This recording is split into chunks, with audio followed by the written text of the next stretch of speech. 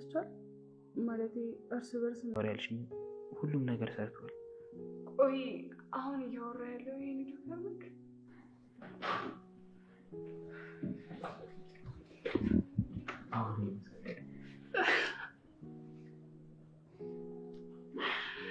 ይህንን ቀን ለመስማት እኮ ብዙ ቀን ጠብቄያለሁ። ደግሞ ይሄ ቀን እንዳይመጣ እርግጠኛ ነበርኩ። እዚህ ቀን ላይ እስከምደርስ ድረስ እኔም እያንዳንዱ ቀን ረዝሞብኝ ነበር። ደግሞ ያለፉ ታሪኮች መጥራት አለባቸው። ስለዚህ ካልደፈረሰ አይጠራም አይደለም የሚባለው። ሲጀመረኛ ነገር ከመፍረስ ውጭ መቼ ጠርቶ ያውቃል? እሱማ የራሳችንን ስሜት ማዳመጥ ተስኖን ሳይሆን በለኝነትና በትዕቢት ተወጠን ነበር። እርስ በራሳችን መጎዳዳት ባንፈልግም እሱ እንደዚህ አድርጎኝ የለ እያልን በትዕቢት ስንጎዳዳ ቆይተን ምናልባት አሁን ያረፈርንበትን ምክንያት ቁጭ ብለን ስናወራ ይገለጥልን ይሆናል። ከዛ ይጠራል ማለት ነው አይደል? አዎ ልክ ነህ። ግን ደግሞ አሁን አብረን እንሂድ ያልከውን አልተስማማሁበትም። ምክንያቱም እዚህ ቢሮ ውስጥ እኔ እናንተ የነበርንበትን ቀውስ ታስታውሳለህ። ስለዚህ ከመሬት ተነስተን ሁሉ ነገር ሰላም እንደሆነ ማስመሰል አንችልም። በዛ ላይ ደግሞ እንረጋጋ። መጀመሪያ ሰላም ይረድ። ደግሞ ይህን ማለት እኮ ደብቁኝ ያመጣል። በሉ በቃ ተጫወቱ። እኔ ቦታ ላይ ያዝንኳችሁ መጣሁ። እሺ አንቺ ግን ምን ሆነሽ ነው? ቢያንስ ስልክ እንኳን አትደውይ፣ ዝም ብለሽ ጥፍት። ተውኝ እስቲ። ምን አይነት ሁኔታ ውስጥ እንዳለው አልገባችሁ? ምን ነው ሰኒ፣ ምን ሆነሽ? ስራ እየፈለግኩ እንደነበር ነግሬያችሁ ነበር አይደለ? ከዛ ሰራበት መስሪያ ቤት ስልክ ደወሉልኝና ሄጄ ተፈትኜ አለፍኩኝ። ከዛ ሳትሉ ከዛ ደግሞ ስራ ለመጀመር ሲሄድ ማን እንዳየው ገምቱ። ማንን አገኘሽ? ጆከርን። ማለት ቆይ ጆከር እዛ ምን ይሰራል? እሱም እዛ መስሪያ ቤት ነው የሚሰራው። ማለት ቆይ እንዴት እሱም እዛ ሊሰራ ቻለ? እኔም መስሎኝ ነበር፣ ግን በአጋጣሚ ነው ሁለታችንም እዛ መስሪያ ቤት የተቀጠርነው። ሰላም እንዴት ናችሁ? የጆከር እና የሰኒ አድናቂዎች እንኳን ደስ አላችሁ። ዛሬ ሁላችሁ በጣም ደስ እንደሚላችሁ እርግጠኛ ነኝ። ሰኒና ጆከር ያው በተወሰነ መልኩም ቢሆን ታርቀዋል። ሁላችንም ስንጠብቅ ነበር ይሄንን ቀን። ስለታረቁልን በጣም ነው ደስ ያለን። እንደ ፍቅር አይነት እህት ይስጣል ሁላችንም። እንደ ራኬ ሳይሆን እንደ ፍቅር። በነገራችን ላይ ራኬ ተውጣ ከጆከርና ከሰኒ መካከል ተውጣ የምትሉ አስተያየቶች አላችሁ። ራኬ በጭራሽ ከክፋት አንጻር አይደለም። ነገር ግን ደግሞ ባለፈው ይቅርታ ጠይቃ ነበር ጆከርን አይደለም።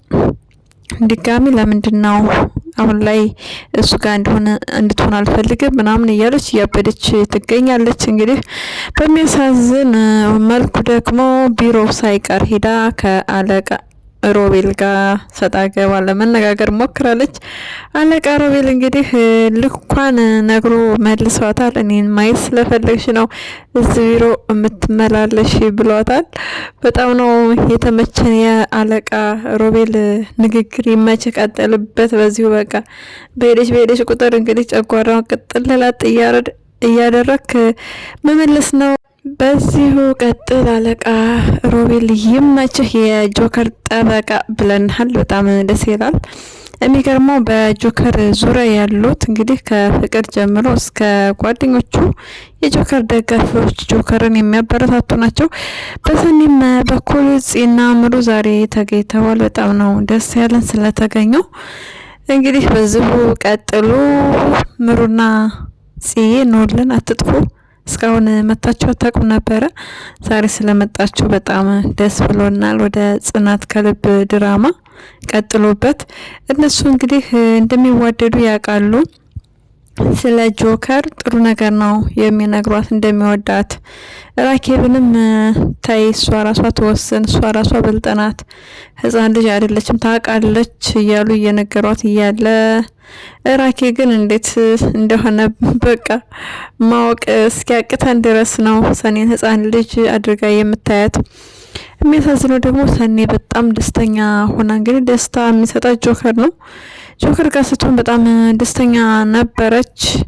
አስቡት፣ በጣም ደስተኛ ሆና በመጣችበት በዛ ጊዜ የጆከርን ሸሚዝ ስላየች ደስታዋን ማጨለም፣ ደስታዋን መበጥበጥ ግን ተገቢና አግባብ አይደለም።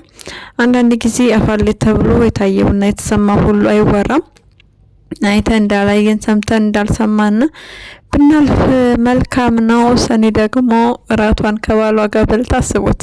ወይኔ ያለች እንደው ምንድነው ምላት ራኬብን አሁን በልቻለሁ ልበላት ምን ልበላት እያለች ጭንቅ ጠበብ እያላት ነበረ። ነገር ግን ሸሚዙ ምላስ ተናገረና እንግዲህ ደስታዋን ሊያጨልምባት ችሏል። ከዚህ በኋላ ሰኒ መወሰን መቻል አለብሽ። መውጣት ካለብሽም እንግዲህ ወጥተሽ ራስሽ ቤት ተከራይተሽ ከጆከር ጋር መኖር ነው፣ ሌላ አማራጭ የለም። በተቃራኒ ደግሞ አቤት የፍቅር ደስታ! ፍቅር እኮ በቃ ለየት ያለች ፍጡር ነች። በጣም ደስ ትላለች። እና ለጓደኛዋ ለማፊ እንግዲህ ትንሽ ቡጢ ነገሮችን እንዳቀመሰች ሰኒ እየተናገረች ነበረ። ማፊ ግን ምን ሆነሽ ነው ቡና ሳታፈይ? ቡና እኮ መጎዝጎዝ ነበረብሽ ስላሳለፈችው ጆከር ጋር በዛ ጊዜ በነበሩ ሰዓት እንደተዋወቁ ፍቅርና ጆከር በዛ ጊዜ ምንም ጥሩ አመለካከት አልነበራትም እና የጸባዩ ተቀይረው አሁን ላይ እርግጥ ስክን ብላ ስላየቻትን በጣም ደስ ብሏታል።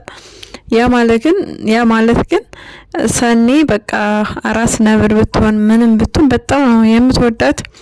ምክንያቱም ወንድሟ ከሷ ጋር ሲሆን እንደሆነ ደስተኛ ሆኖ ስለምታውቅ በቃ ለወንድሟ የሚመቸው ነገር የሚፈልገው ነገር ሁሉለት ነው ማየት የምትፈልገው። እንግዲህ ሰኒ ለፍቅር ጥሩ ሆና ነው ማለት አይደለም፣ አስቡት።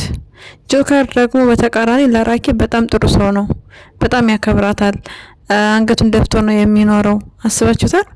ያው ድህነቱ ምናምን ነበረበት፣ ነገር ግን ዝቅ ብሎ ሊስትሮ እየሰራ ነው የሚኖረው። ቤቱ የነሱ ስለሆነ ብቻ በቃ በዛ ነገር ኮምፎርት አይመቸውም። መናገር ቢፈልግ እንኳን መናገርም አይችልም። ብቻ ተቃራኒ ናቸው። በጣም ነው የሚያከብራት የነበረ። እሷ ሰኒ ደግሞ በተቃራኒ ፍቅርን ከመጀመሪያውም ጀምሮ አትወዳትም ነበረ። የሆነ ሰዓት ላይ ግን እየቀረበቻት እየወደደቻት በነበረበት ሰዓት በቃ እየተረዳቻት ወንድም እንደሌላት ብቸኛ እንደሆነች ምናምን ሶስት ነገር ጆከር ሲነግራት ከዛ በቃ ሰኒ ደግሞ ተረዳችና እያቀረበቻት ነበረ ፍቅርም በጣም ደስተኛ ስለነበረች በጆከርና በሰኒ ጋብቻ እንደው ስጦታ በቃ ልስጣችሁ ቤት መጣለው ምናምን ነገር ስትል እና ደግሞ ደስታዋን አየች ሰኒ። ደስታዋን የፍቅርን ደስታ ስታይ በቃ ንጹህ ፍቅር እንደሆነ ያሳየቻቸው ጆከር ጋር ምንም እንደሌላቸው ገብቷት ነበረ። ነገር ግን መጨረሻ ላይ አንድ ላይ ተኝተው አየች። ሳንቾ የሚባል ቀልቃላ ነበልባል ልጅ አለ። እሱ ወስዶ ጎትቶ እንግዲህ አሳየት። በዛ በቃ እምነቷ ጠፋ እንጂ የተመለሰች ከበፊቱ በቃ እየተሻሻለች ነበረ ሰኒ ለፍቅር። ግን አልፎ ሲወራ አስቡት፣ ፍቅር ዝም እንዳትይ፣ ይሄን ነገር ማውራት ያለብሽ ሰኒ ጆከር አንድ ላይ ሲሆኑ ቡና ፍልተሽ እያሳሳቅሽም ቢሆን በቃ ተዝናኝ። ጽናትና አምሮ የጓደኝነት ጥግ ናቸው። በጣም ደስ ይላሉ። በቃ የነሱ እስካሁን ባሉበት ግሩፕ እስካሁን ባላቸው ጓደኝነት አንዷ ለአንዷ በቃ ጥላ ቀኝ እጅ ነው የሚሆኑት እንጂ ምቀኝነት የለባቸው፣ ክፋት የለባቸው።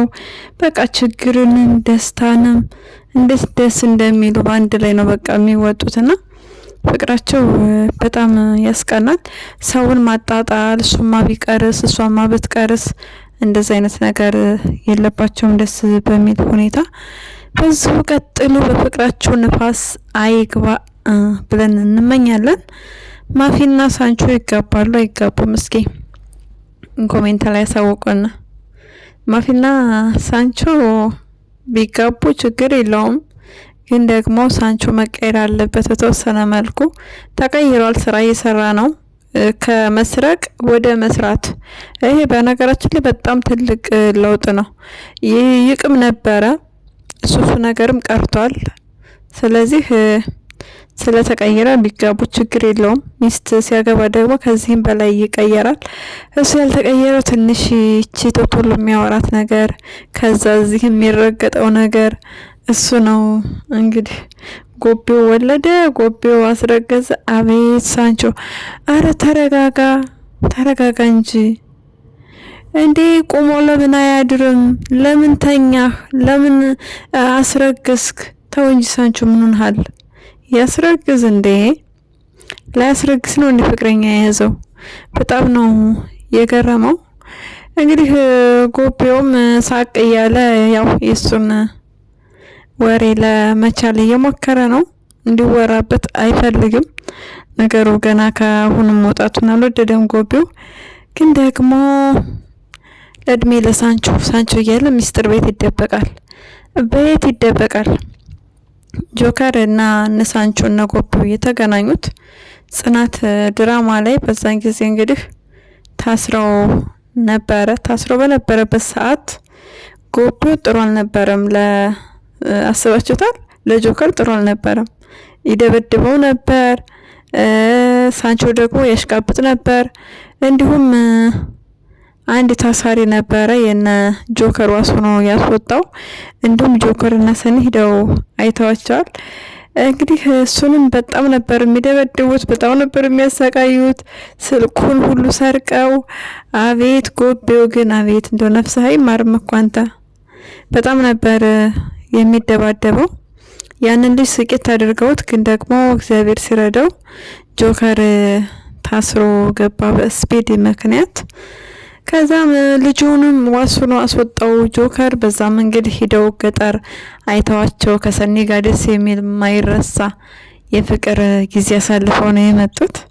እና እንግዲህ ከዛ ነገር ሁሉ ወጥተው አሁን ላይ ተሻሽለው ሳንቾና ጎቤው ስራ እየሰሩ ነው። እንዲሁም ደግሞ ከጆከር ጋር ያላቸው ግንኙነት በጣም ጥሩ ነው። እኔ እንደውም እንዳጀማመራቸው ፈራላቸው ነበር። ሲገናኙ ሁሌ የሚደባደው በቃ አይደለ ቂምም ሜዝ ይመስለኝ ነበር ጆከር። ነገር ግን ቂም አልያዘም፣ ይቅር ብሏቸው። እንግዲህ አስቡት ኖነደ ቤት እንጀራ ብሉ ጠጡ ምናምን እያለ በጣም ነው በቃ የሆነ ደስ የሚለውና ለሰው አሳቢ ነው። በዚሁ ቀጥል ጆከር። እንግዲህ ከሰኒ ጋር ሆነህ እንግዳ ተቀባይ እንደምትሆኑ ተስፋ እናደርጋለን። ዞሮ ሰኒና ጆከር ያላቸው አማራጭ ቤት ተከራይተው የራሳቸውን መኖር ነው። ከፈለጉ ፍቅር ጋር መኖር ነው፣ ከፈለጉም የራሳቸው ቤት ተከራይተው መኖር ነው። አሁን ላይ የራሳቸው ቤት ተከራይተው መኖር ይችላሉ። ጆከር መቼም የራሴ ቤት ይኖረኝ፣ የራሴ የሆነ ስራ ይኖረኝ እስከዛ ተሽከቆየት ትላትን በእርግጠኛነት ሰኒን ሚስት ስለሆነች በቃ ይዘህ ውጣና ሚስትህን አብራችሁ እንደምንም ብላችሁ ተያይዛችሁ ማደግ ትችላላችሁ። ደግሞ ምንም ነገር አይከብዳቸውም። ዞሮ አንድ ላይ መሆናችሁ ነው የሚያዋጣው እንጂ ሰኒም ሰላሟን ነጻነቷን እያጣች እህቷ ጋር መቀጠል የለባትም። እንግዲህ ይከብዳል እህቷን ትታ መውጣቷ። ራኬ ከክፋት ሳይሆን በቃ ለእሷ እንዳትጎዳ ከማሰቧ የተነሳ ነው። ግን ደግሞ በስቷል ጎበዝ። ራኬብን አንድ በሉልኝ። እኔ በበኩል ይች ራኬብን አንድ ካላላችኋት ይኸው እንደ ማፊ ነው መሄድባት፣ ዝም አልላትም። ስለዚህ ራኩ እንግዲህ በዚሁ ከቀጠለች ሰኒ ያላት አማራጭ መውጣት ነው። ልትጎዳ ትችላለች፣ ሁለታቸውም ይጎዳሉ።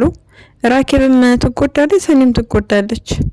ስለዚህ ዞሮ ግዴታ መሆን ስላለበት ነው። ሰኒ ራሽን ችለሽ መኖር መቻል አለብሽ። ከፍቅር ጋር ቢኖሩ ፍቅር በጣም ነው ደስ የሚላት፣ በጣም ደስተኛ ነች። በቃ ከምን በላይ በጣም ነው ደስ ያላት የወንድሟ ደስታ ተመልሶ ስላየች። እንዲሁም ታይ በመካከላችን አትግቢ እያለ ጆከር ይናገራት ነበረ። ነገር ግን ሰኒ መታ ነበር ይቅርታ ልጠይቅህ፣ ይቅርታ አርግላት እያለች ብቻ ለማግባባት የምትሞክርበት ሂደት በጣም ነው ማደንቅላት። ፍቅር እንኳን ደስ አለሽ። ስለዚህ ሰኒ ውሳኔው ያንቺ ነው፣ መወሰን መቻል አለብሽ። ከዚህ በኋላ በማንም እንደዛ አድርጊ እንደዛ አታድርጊ ምናምን ተብለሽ በጭራሽ መመራት በሰው ፍላጎት መመራት የለብሽም። እና እንዴት ነው እራቱ? ግን እራቱ በጣም ነው ደስ ያላቸው። እስከ ምሽት ድረስ አምሽተው አስባችሁታል? በቃ ተዝናንተው ፈታ ብለው አለማቸውን የቀጩ ነው ያመሹት ጆከር እና ሰኒ። ያው ራኬብም አውቃለች። ዛሬ ቃል የለችም። ቃል ምስኪን እንደሆነች ሰኒም ተረርታለች። ሰኒ እንግዲህ ማፊ ማናት ያለችው ራኬብ ስለነገረቻት ነው። ራኬብ በጭራሽ ሰው አታምንም። ራኩ እንዴት ነው አንቺ ከዚህ በኋላ ባል የምታገቢው? አቤት ራኬብ ትልቅ ሰው ነሽ እያልንኛ ለቅዱስ እኩል እንድርሽ ነበር። በቃ ስለዚህ ቅዱስ ከመግባባታችን በዚሁ ከቀጠልሽ ቅዱስ ከመጋባታችን እንደውም ቅዱስን ለማን እናጋባው እስኪ ንገሩኝ። ቅዱስን እንደ ሀሳብ ለማፊ እናጋባ ወይስ ሌላ ማንን እናምጣለት? አዎ ማፊን እንግዲህ ሳንቾ አለ። ሳንቾስ ለቀቅ ማድረግ መቻል አለበት። የኔ ፀሐይ የኔ ዳመና ማለቱን ትቶ በቃ ወይም ፍቅርንና ቅዱስን እናጋባለን። ምክንያቱም ራኬብ በዚህ ከቀጠለች እንዴት ነው ለሰውም አታቅም ለራሷም አታቅም። እሷን ማግባት አትፈልግም። ኦኬ አታግባ ከፈለገች ግን ደግሞ ሰኒን ለምንድነው ደስታዋን የምትነጥቃት? ለምንድነው ደስታዋ እንድታጣጥም አትተዋት? ስለዚህ ራኩዬ ተበላሽ። ቅዱስን የመሰለ ልጅ ቀረብሽ። በቃ ቅዱስ ሰዎችን በጣም የሚረዳ ነው። ሽማግሌ ሆኖ ከናሆም ጋር እንግዲህ ሄዶ ነበረ ጆከርን ለማገናኘት ጆከርና ሰኒ እንዲታረቁ። ያው እሱ ወደ ውጭ ስለወጣ ነው እንጂ። ስለዚህ ቅዱስ ደግሞ ስራው የተጣላ ማስታረቅ ነው። አንቺ ደግሞ የተታረቀን ማጣላት ነው ስራ ሽራኬ። ስለዚህ በጣም እናዝናለን። ቁመትሽ እንግዲህ መቅረትሽ ነው። ካልሆነ ደግሞ ሳንቾ ቀልቃለው እየመጣ ቅልቅልቅል እያደረገ እንዲይዝሽ ማድረግ መቻል አለብን። በዚሁ ከቀጠለ ጸባይሽ በቃ ሳንቾ ነው ምንልክብሽ ነው ምልሽ ራኩዬ። ምንም ማድረግ አይቻልም። እሱ ነው ላንቺ መድኃኒትሽ። ትንሽ ሲፈልግ እንድትሰበር ያደርግሻል፣ ሲፈልግ ደግሞ ድሪያሽን ይለብሳል፣ ድሪያ ያስለብስሻል፣ ያስጨፍርሻል። አረ ስንቱ በቃ እሱ ነው መድኃኒትሽ። ለዛሬው ያዝነው ቪዲዮ ይሄንን ይመስላል። በሌላ ቪዲዮ እስክንገናኝ መልካም ጊዜ እንዲሆንላችሁ እመኛለሁ። ለቻናሌ አዲስ ከሆናችሁ ሰብስክራይብ፣ ላይክ እንዲሁም ሼር በማድረግ ቤተሰብ ሁኑ። ሀሳብና አስተያየታችሁን ኮሜንት ላይ ጻፉልኝ። ራኬን አንድ በሉልኝ በዚሁ። አይ ካለች ግን እንደነገርኳችሁ ሳንቾን ልከን እሷ ጋር እንዲኖር ማድረግ ነው። ሰኒዬ መውጣት መቻል አለባት ብዬ አምናለሁ እኔ በበኩሌ። መልካም ጊዜ። ባይ ባይ።